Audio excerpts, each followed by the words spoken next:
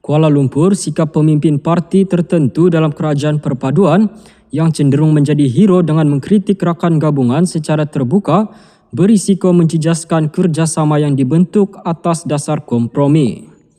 Penganalisis sosiopolitik dari Universiti Malaya UM, Profesor Madya Dr. Awang Azman Awang Pawi berkata perkara itu tidak seharusnya menjadi amalan. Sebaliknya, sebarang isu yang timbul perlu diselesaikan secara dalaman demi mengukuhkan kerajaan perpaduan. Mengakui sesiapa sahaja boleh bersuara dan bebas menyatakan pandangan, beliau bagaimanapun berkata tindakan mempertikai reputasi rakan parti seangkatan hanya akan mewujudkan persepsi dalam kalangan pihak dalaman dan luaran. Jelas kenyataan pemimpin politik antara UMNO dan DAP ini akan menjejaskan imej kerajaan perpaduan.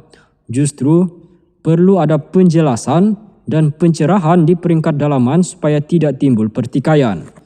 Kerajaan perpaduan menunjukkan sikap kompromi satu sama lain kerana untuk membentuk kerajaan stabil, isu ketidakpuasan perlu diselesaikan secara dalaman parti masing-masing, katanya.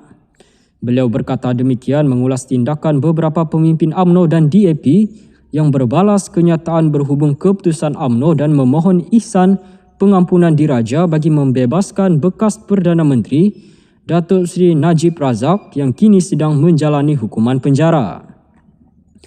Veteran DAP Lim Kit Siang memberi amaran bahawa kerajaan perpaduan boleh runtuh sekiranya Najib diberikan pengampunan diraja. Dengan beliau melihat masalah dihadapi kerajaan pimpinan Datuk Seri Anwar Ibrahim lebih kepada bersifat dalaman berbanding luaran.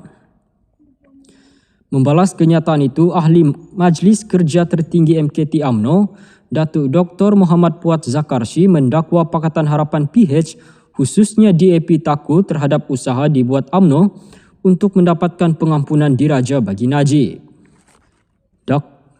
Dakwanya, kenyataan Kit Siang itu menunjukkan mereka sebenarnya takut sekiranya UMNO bertambah kuat melalui gabungan Najib dan Presiden UMNO, Datuk Seri Dr. Ahmad Zaid Hamidi. Dalam pada itu, beliau mengingatkan mana-mana pemimpin supaya tidak perlu tampil menjadi hero kerana kerajaan perpaduan terbentuk atas kompromi. Tidak perlu menjadi hero parti dan menunjukkan diri semakin popular. Sebaliknya melihat kerangka yang lebih besar berbanding pandang peribadi, katanya. Bagi Naib Presiden UMNO, Datuk Seri Mohamed Khalid Nordin, perbezaan dan perselisihan pendapat selain konflik antara parti tidak mungkin dapat dielak dalam usaha menjayakan kerajaan perpaduan yang dianggotai pelbagai parti.